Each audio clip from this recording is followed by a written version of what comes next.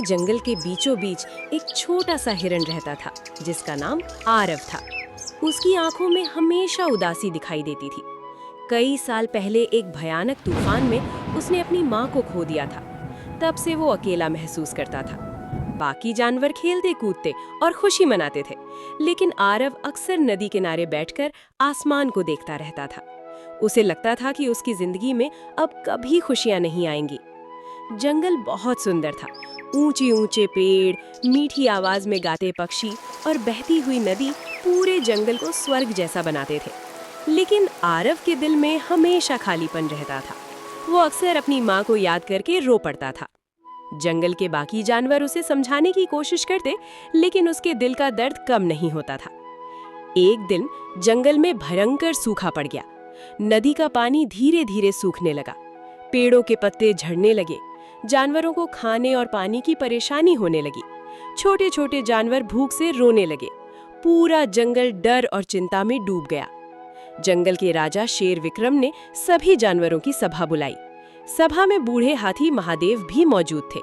महादेव बहुत बुद्धिमान थे। उन्होंने कहा, पहाड़ों के पीछे एक जादुई झरना है। उसका पानी कभी नहीं सूखता। अगर हम वहां से पानी ला सकें तो जंगल बच सकता है।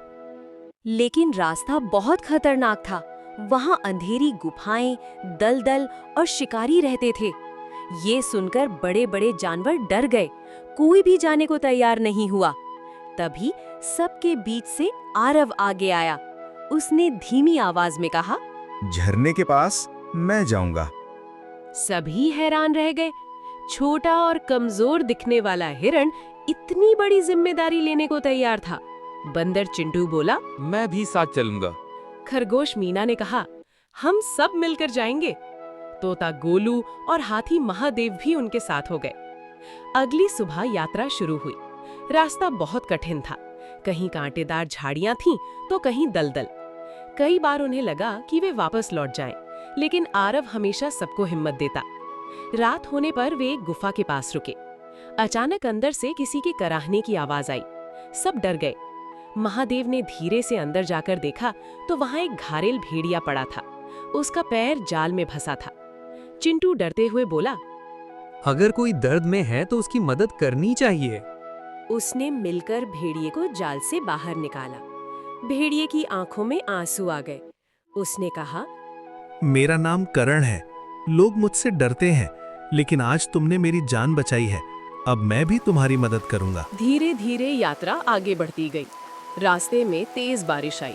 बिजली चमक रही थी। मीना डर गई, लेकिन आरव ने उसका हौसला बढ़ाया। उसने कहा, अगर हम डर गए तो पूरा जंगल प्यासा रह जाएगा। कई दिनों बाद वे पहाड़ों के पीछे पहुंचे।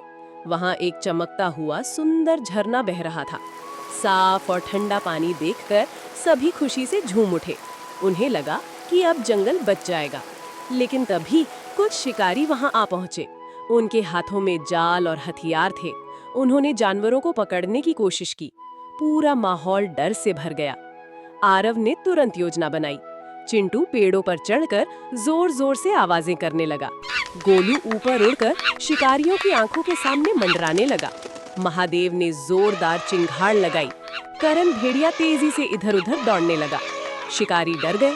उन्हें लगा कि पूरा जंगल जाग गया है। वे भाग खड़े हुए। सभी जानवर खुशी से चिल्ला उठे।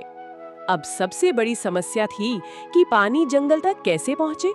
तभी करण ने पहाड़ के नीचे एक पुरानी नहर दिखाई, लेकिन वो मिट्टी और पत्थरों से बंद थी। सभी जानवर मिलकर नहर साफ करने लगे। दिन रात मेहनत हुई। छोटे पक्षी भी चोंच से मिट्टी हटाने लगे। आखिरकार एक सुबह झरने का पानी नहर से बहता हुआ जंगल की ओर चल पड़ा। सूखा जंगल फिर से हरा भरा होने लगा। पेड़ों पर फल लौट आए। नदी फिर से भर गई। छोटे जानवर खुशी से पानी में खेलने लगे। पूरा जंगल खुशियों से गूंज उठा। राजा विक्रम ने पूरे जंगल के सामने आरव को सम्मानित किया। उन्होंने कहा, असली ताकत शरीर में नहीं, दिल में होती है। आरव की आंखों में आंसू थे, लेकिन इस बार वे दुख के नहीं बल्कि खुशी के आंसू थे। उसे समझ आ गया था कि सच्चे दोस्त ही असली परिवार होते हैं। उस दिन के बाद जंगल में हर साल उत्सव मनाया जाने लगा। सभी जानवर मिलकर नाचते, गाते और खुशियां मनाते। आरव अब कभी अकेला महसूस नहीं करता था। रात में जब वो आसमान की ओर देखता तो उसे लगता कि उसकी माँ कहीं ना कहीं उसे देखकर मुस्कुरा रही है। जंगल फिर से खुशियों और प्यार से भर गया था। कुछ महीनों बाद जंगल पहले से भी ज्यादा सुंदर हो गया था। हर तरफ हरियाली थी, पेड़ों पर मीठे फल लगे थे और नदी का साफ पानी चमक रहा था। सभी जानवर खुशी खुशी अपना जीवन बिता रहे थे। आरव अब जंगल का सबसे प्रिय हिरन बन चुका था। छोटे जानवर उसे अपना हीरो मानते थे। लेकिन एक रात अचानक जंगल में अजीब सी आवाजें गूंजने लगीं। तेज हवा चलने लगी और आसमान में काले बादल छा गए। सभी जानवर डर गए। तभी एक बूढ़ा उल्लू उड़ता हुआ आया और बोला, जंगल पर एक नया खतरा मंडरा रहा है। राजा विक्रम ने तुरंत सभा बुलाई। उल्लू ने बताया कि पहाड़ों के उस पार रहने वाले कुछ लालची लकड़हारे जंगल की तरफ बढ़ रहे हैं। वे पेड़ों को काटकर पूरा जंगल खत्म करना चाहते थे। ये सुनकर सभी जानवर घबरा गए। पेड़ ही उनका घर थे। अगर जंगल खत्म हो जाता तो सभी बेघर हो जाते। कुछ जानवर डरकर जंगल छोड़ने की बात करने लगे। तभी आरव खड़ा हुआ और बोला, हम अपना घर छोड़कर नहीं जाएंगे। हम सब मिलकर अपने जंगल को बचाएंगे। उसकी बात सुनकर सभी में हिम्मत आ गई। चिंटू बंदर बोला, हम पेड़ों की रखवाली करेंगे। करण भेड़िया बोला, मैं रात भर पहरा दूंगा। मीना खरगोश और गोलू तोता भी मदद के लिए तैयार हो गए। अगले दिन से सभी जानवर काम में लग गए। हाथी महादेव बड़े पेड़ों के आसपास मिट्टी मजबूत करने लगे ताकि उन्हें आसानी से काटा ना जा सके। पक्षी आसमान से नजर रखने लगे। बंदर ऊंचे पेड़ों पर बैठकर हर हलचल पर ध्यान देने लगे। कुछ दिनों बाद लकड़हारे जंगल में पहुंच गए। उनके हाथों में कुल्हाड़ियां थीं। वे बड़े बड़े पेड़ों को काटने लगे। पेड़ों की दर्द भरी आवाज सुनकर जंगल कांप उठा। छोटे जानवर डरकर छिप गए। आरव ने तुरंत योजना बनाई। उसने कहा, हमें लड़ाई नहीं बल्कि उन्हें डरा कर भगाना है। रात होते ही योजना शुरू हुई। गोलू और बाकी पक्षियों ने आसमान में जोर जोर से आवाजें करनी शुरू कर दी। चिंटू और बंदरों ने पेड़ों से फल और टहनियां गिरानी शुरू कर दी। करण और दूसरे भेड़िए अंधेरे में डरावनी आवाजें निकालने लगे। फिर हाथी महादेव जोर जोर से दहाड़ते हुए आगे बढ़े। पूरा जंगल गूंज उठा। लकड़हारे डर गए। उन्हें लगा कि जंगल के सारे जानवर एक साथ उन पर हमला करने वाले हैं। वे अपना सामान छोड़कर भाग खड़े हुए। सभी जानवर खुशी से झूम उठे। लेकिन तभी आरव ने देखा कि एक छोटा पेड़ पूरी तरह टूट चुका था। वो उदास हो गया। उसने धीरे से उस पेड़ को छुआ और बोला, हम देर से पहुँचे। हम देर से पहुँचे। ये देखकर छोटे जानवर भी दुखी हो गए। तभी महादेव बोले, अगर एक पेड़ गिरा है तो हम 100 नए पेड़ लगाएंगे। अगले ही दिन पूरे जंगल में नया अभियान शुरू हुआ। हर जानवर पेड़ लगाने लगा। पक्षी बीज लाते, खरगोश मिट्टी खोदते और हाथी पानी डालते। धीरे धीरे पूरा जंगल नए पौधों से भर गया। कुछ महीनों बाद जंगल पहले से भी ज्यादा हरा भरा हो गया। छोटे पौधे बड़े होने लगे, रंग बिरंगे फूल खिलने लगे। पूरा जंगल फिर से खुशियों से गूंज उठा। राजा विक्रम ने एक बड़ा उत्सव रखा।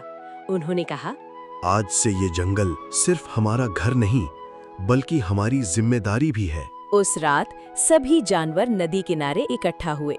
चांदनी पूरे जंगल पर चमक रही थी। सभी नाच रहे थे, गा रहे थे और खुशियां मना रहे थे। आरव आसमान की तरफ देखकर मुस्कुराया। उसे ऐसा लगा जैसे उसकी माँ तारे बनकर उसे आशीर्वाद दे रही हूँ। अब उसके दिल में कोई डर या उदासी नहीं थी। उसके पास उसका परिवार था। इस कहानी से हमें ये सीख मिलती है कि हमें कभी भी मुश्किल समय में हार नहीं माननी चाहिए। असली ताकत शरीर में नहीं बल्कि दिल और हिम्मत में होती है। अगर हम मिलजुल कर काम करें तो बड़ी से बड़ी परेशानी को भी दूर कर सकते हैं। हमें हमेशा दूसरों की मदद करनी चाहिए क्योंकि अच्छाई हमेशा लौटकर आती है। सच्ची दोस्ती और एकता जीवन की सबसे बड़ी ताकत होती है।